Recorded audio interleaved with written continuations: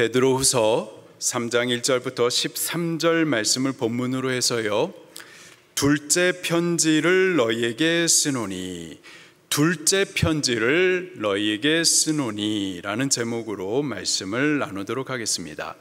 베드로가 쓴 둘째 편지란 베드로 후서를 말하는 거죠. 첫 번째 편지는 베드로 전서입니다. 베드로 사도가 베드로 전서와 후서 이 두 편지를 쓴 목적이 있어요. 1절 말씀을 같이 읽겠습니다. 시작.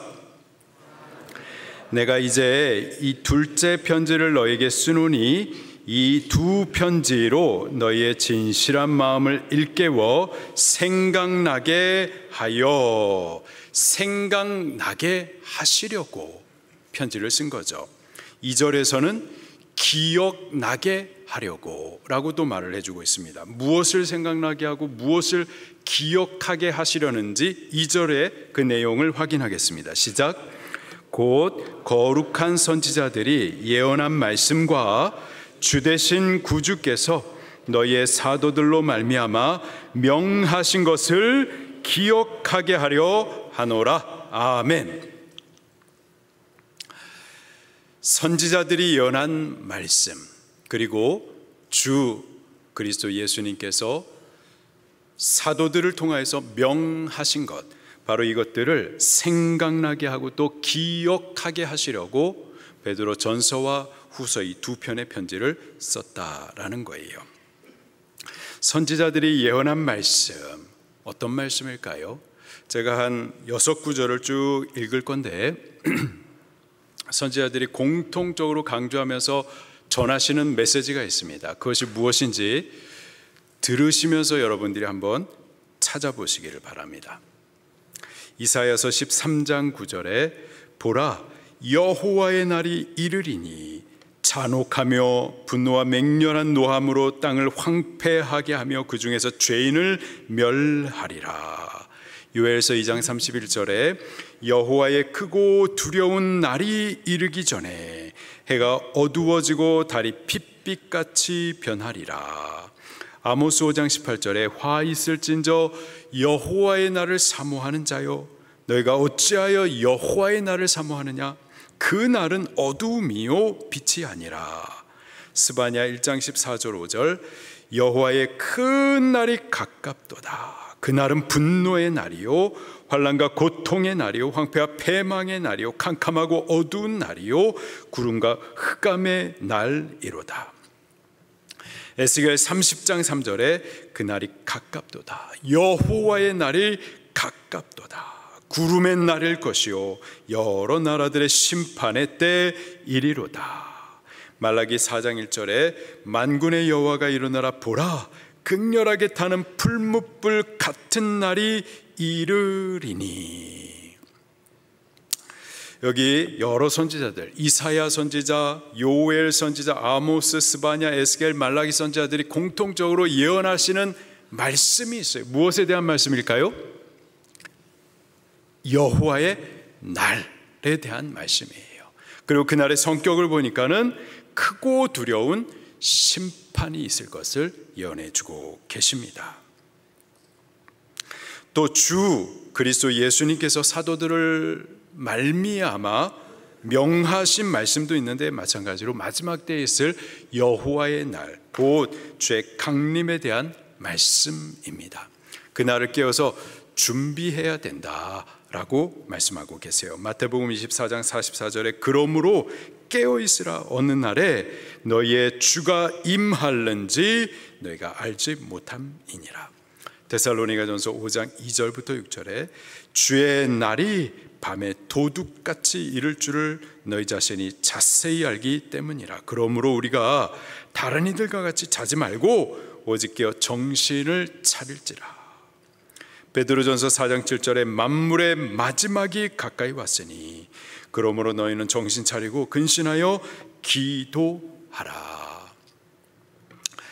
선지자들을 통하여서 예언하신 말씀도 그렇고요, 사도들을 통하여서 명령하신 말씀도 모두 주의 날, 곧 예수 그리스도의 다시 오실 강림에 대한 말씀입니다.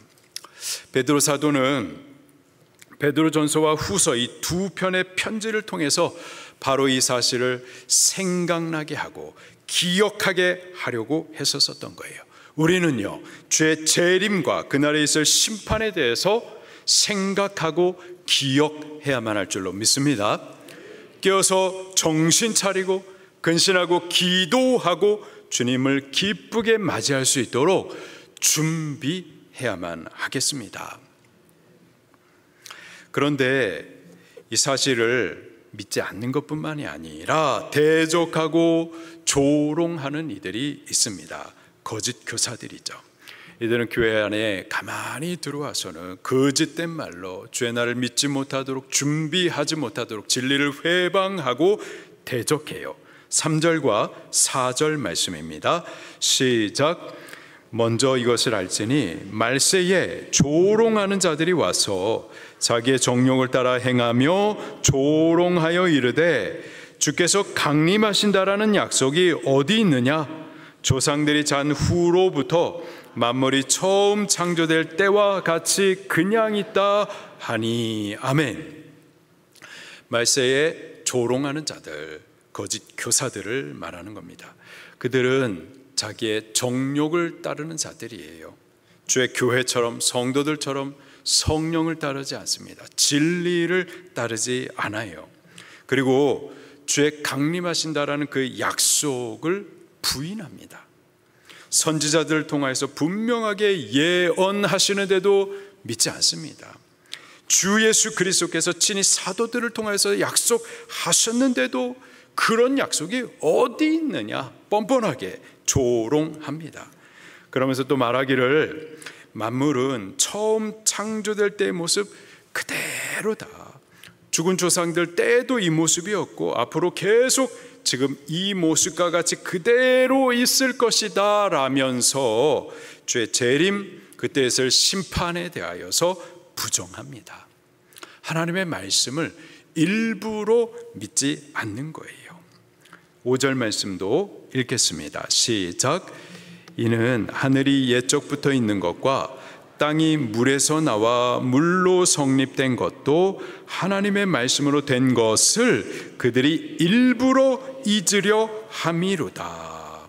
하늘과 땅과 바다 지으신 분이 누구시죠? 여호와 하나님이십니다. 무엇으로 지으셨습니까? 말씀으로 지으셨어요. 하나님께서 말씀하시니 말씀대로 아무것도 없었던 무에서부터 만물이 생성되었습니다. 하나님께서 말씀하시면은 말씀대로 되는 거예요. 만약에 하나님께서 심판을 말씀하시면 어떻게 될까요? 그 말씀대로 반드시 심판이 시행됩니다. 6절 말씀을 같이 읽겠습니다. 시작. 이로 말미암아 그때 세상은 물이 넘침으로 멸망하였으되, 이로 말미암아 곧 하나님의 말씀으로 말미암아 그때 세상이 물로 넘침으로 멸망하였으되, 세상이 물로 멸망한 사건, 노아 홍수 사건을 말하는 겁니다. 전에 하나님께서 노아를 통하여서 세상에 심판이 있을 것에 대하여서 말씀하셨어요. 어떻게 되었나요? 그 말씀대로 물로 죄악의 세상이 심판을 받았습니다. 마지막 날에 있을 심판에 대해서도요, 동일하게 말씀하십니다. 그분이 말씀하시니 반드시 말씀대로 심판이 있을 거예요. 7절입니다. 시작.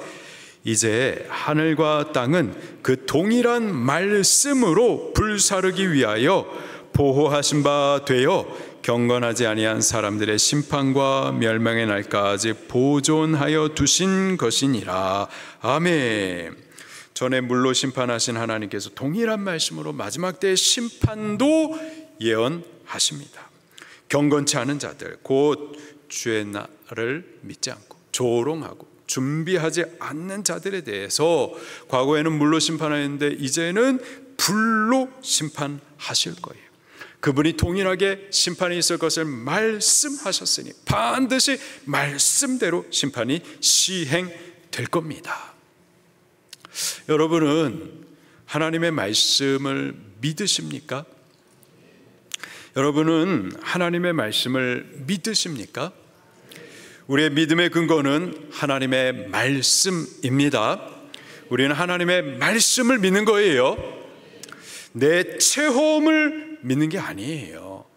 내 체험이 우리 믿음의 근거가 되어서는 안 되는 겁니다. 물론 체험이 있어요. 귀합니다.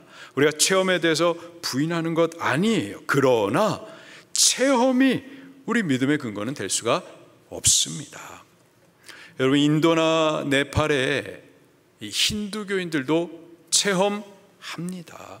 무당들도 체험합니다. 거짓 그리스도와 거짓 선지자들도 큰 표적과 이적을 나타냅니다. 마귀도 얼마든지 우리에게 체험을 주기 때문에 우리가 모든 체험을 다 믿어서는 안 되고, 체험이 우리 믿음의 근거가 되어서는 안 되는 거예요. 반대로 체험하지 않으면은 안 믿을 건가요? 여러분, 사람이 아빠 없이 처녀의 몸에서 잉태되는 것 보셨나요? 여러분, 그런 거 체험하셨나요?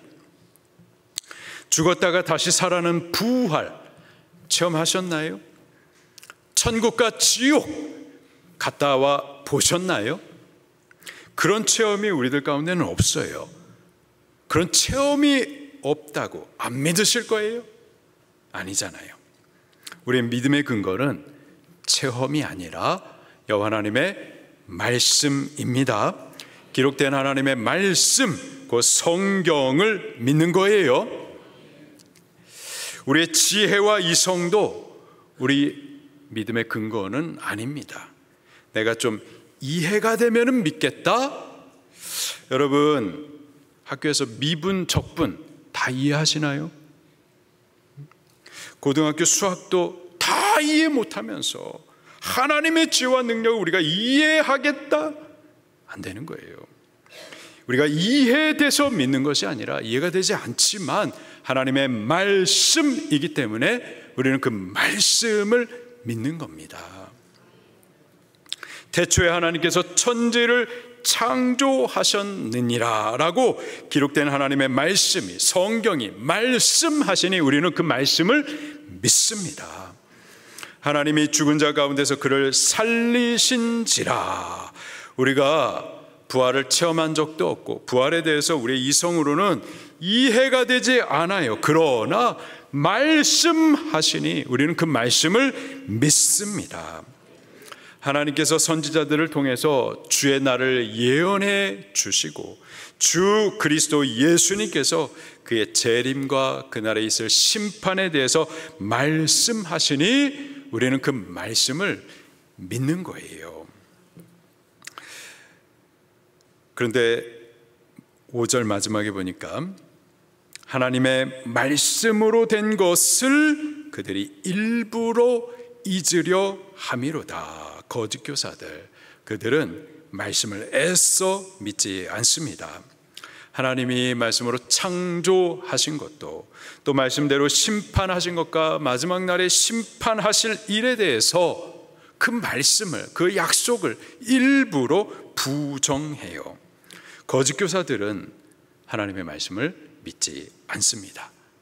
우리는 하나님의 말씀을 믿으십시다. 선지자들이 예언하신 말씀대로 주 그리스도 예수님께서 사도들을 통해서 말씀하신 그 약속대로 주님 다시 오실 것과 그날에 있을 심판에 대하여서 우리는 믿으십시다.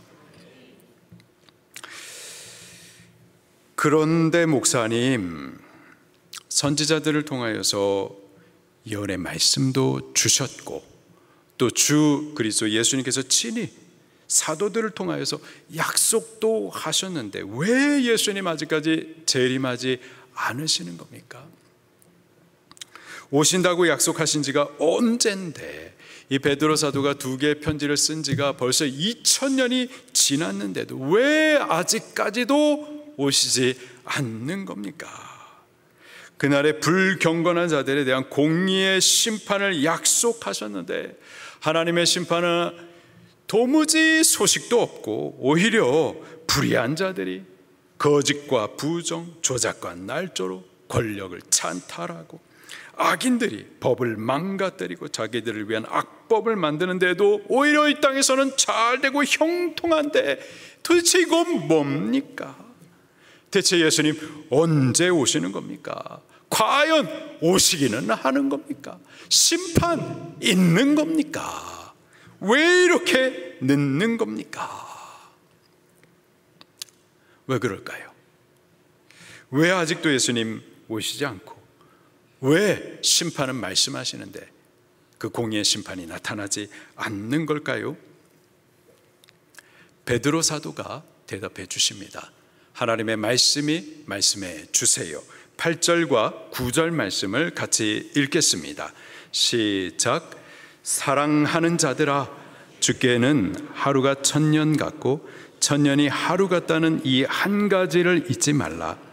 주의 약속은 어떤 이들이 더디다 하고 생각하는 것 같이 더딘 것이 아니라 오직 주께서는 너희를 대하여 오래 참으사 아무도 멸망하지 아니하고 다 회개하게 이르기를 원하시느니라. 아멘. 하나님의 약속하신 말씀이 거짓말이 아니라 더딘 것이 아니라 하나님께서 참고 계시는 거예요.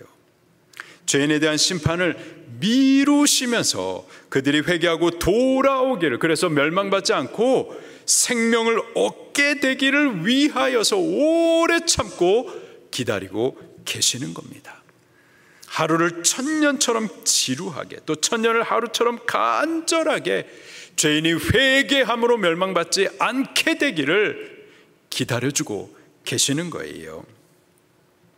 우리는 하나님이 왜 이렇게 늦는가, 하나님께 뭔가 문제가 있는 것처럼 하나님께 질문을 하는데, 반대로 우리 자신에 대해서 한번 질문해 보시기를 바랍니다. 여러분은 주님 맞을 준비 되셨나요? 그날의 진노의 심판이 부어질 때 여러분 심판받지 않을 확신 있으십니까?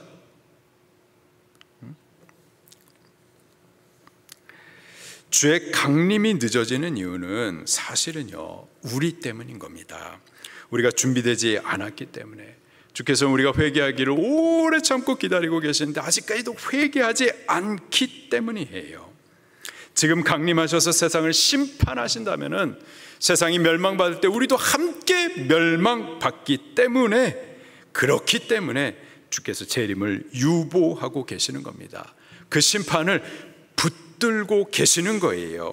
우리가 회개하기를, 그래서 멸망받지 않게 되기를 오래 참고 기다리고 계시는 겁니다.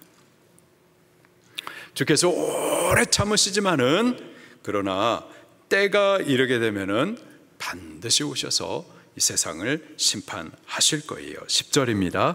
시작. 그러나 주의 날이 도둑같이 오리니 그날에는 하늘이 큰 소리로 떠나가고 물질이 뜨거운 불에 풀어지고 땅과 그 중에 있는 모든 일이, 아멘. 주의 날은 반드시 오실 겁니다. 주의 심판도 반드시 시행될 거예요. 도둑같이 올 것이다 라고 말씀하고 있습니다. 두 가지 의미가 있어요. 도둑은 환한 대낮에는 안 옵니다. 어두운 밤에 오죠. 주의 날도 마찬가지예요. 죄악으로 어두운 때에, 죄악의 분량이 가득히 찬 때, 그래서 영적으로 가장 어두운 때, 그때 주님 오십니다. 또 다른 의미는 예측하지 않을 때라는 뜻이기도 해요. 다들 평안하다, 살만하다 하면서 시집가고 장가가고 먹고 마시고 세상에 취해 있을 때, 천국에 대한 소망도 다 잊어버리고 주의 재림과 심판에 대해서도 잠들어 있을 때, 예측하지 못할 때, 그때 주님 강림하시는 겁니다. 그때 하늘은 큰 소리로 떠나가고 물질이 뜨거운 불에 풀어지고 땅과 그 중에 있는 모든 일이 드러나게 될 거예요. 불에 다 사라지게 될 겁니다. 크고 두려운 심판이 있을 거예요. 그렇게 인간 역사는 그리스도 예수님의 재림과 함께 종말을 맞고 모든 예언의 말씀이 그렇게 성취되고 풀어지게 될 겁니다.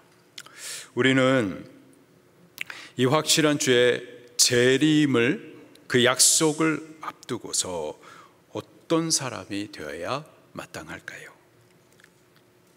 11절부터 13절 말씀을 같이 읽겠습니다. 시작. 이 모든 것이 이렇게 풀어지리니 너희가 어떠한 사람이 되어야 마땅하냐? 거룩한 행실과 경건함으로 하나님의 날이 임하기를 바라보고 간절히 사모하라. 그날의 하늘이 불에 타서 풀어지고 물질이 뜨거운 불에 녹아지려니와 우리는 주의 약속대로 의가 있는 곳인 새하늘과 새 땅을 바라보도다. 아멘. 주의 날의 세상은 불에 타 사라지게 될 겁니다. 그때 불의한 자들, 불경건한 자들은 심판을 받게 될 거예요. 그러나 믿음의 의인들은요, 새하늘과 새 땅을 유업으로 얻게 될 줄로 믿습니다. 그러므로 우리는 마땅히 주의 날을 간절히 사모하며 깨어서 맞이할 준비하셔야만 할 줄로 믿습니다. 깨어서 그날을 준비하셔야만 하겠어요. 깨어있다라는 것은 무슨 뜻일까요? 어떻게 깨어있을 수가 있는 걸까요? 깨어있어서 뭐 하는 걸까요? 한 6가지로 나누도록 하겠습니다. 첫 번째로 깨어있다, 기도하는 거예요. 누가복음 21장 36절에 이러므로 너희는 장차 올 이 모든 일을 능히 피하고 인자 앞에 서도록 항상 기도하며 깨어있으라 하시니라. 기도함으로 깨어 있는 겁니다. 베드로전서 4장 7절에 만물의 마지막에 가까이 왔으니 그러므로 너는 정신 차리고 근신하여 기도하라.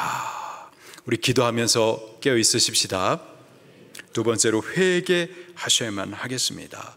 주께서는 우리가 회개하기를 오래 참고 기다리고 계세요.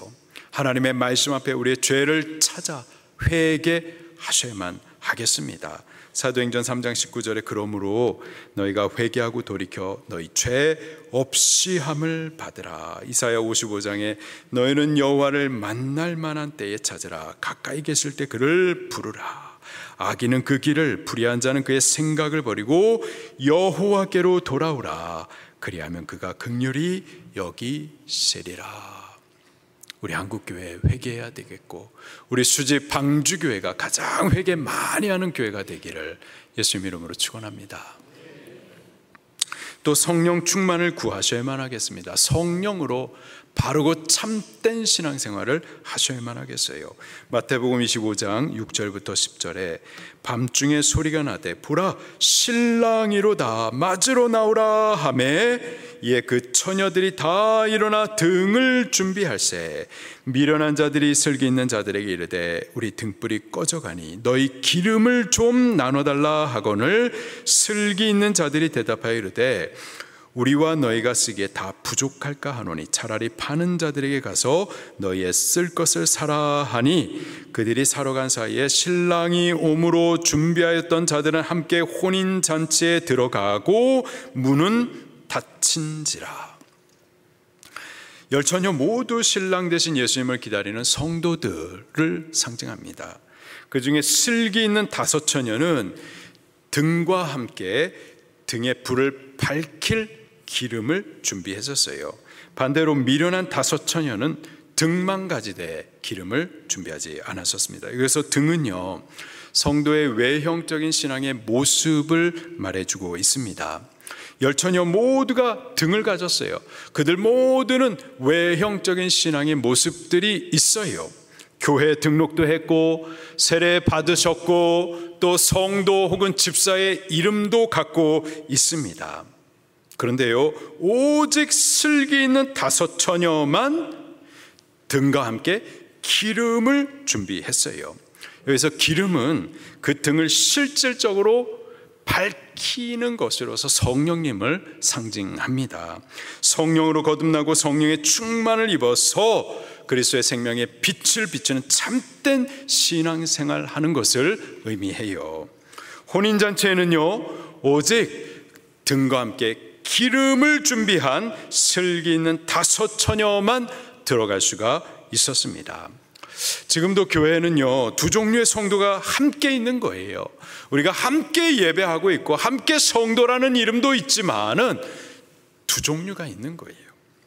우리는요, 등과 함께 기름을 준비하는 지혜로운 슬기 있는 그러한 성도가 되어야만 할 줄로 믿습니다. 성령의 충만을 구해서 성령으로 그리스도의 생명의 빛을 비추는 그러한 슬기 있는 참 성도가 되어야만 할 줄로 믿습니다. 교회에 등록한 것으로, 세례증 받은 것으로, 성도의 이름, 집사의 이름으로 우리 천국 갈 수 있는 것이 아니에요.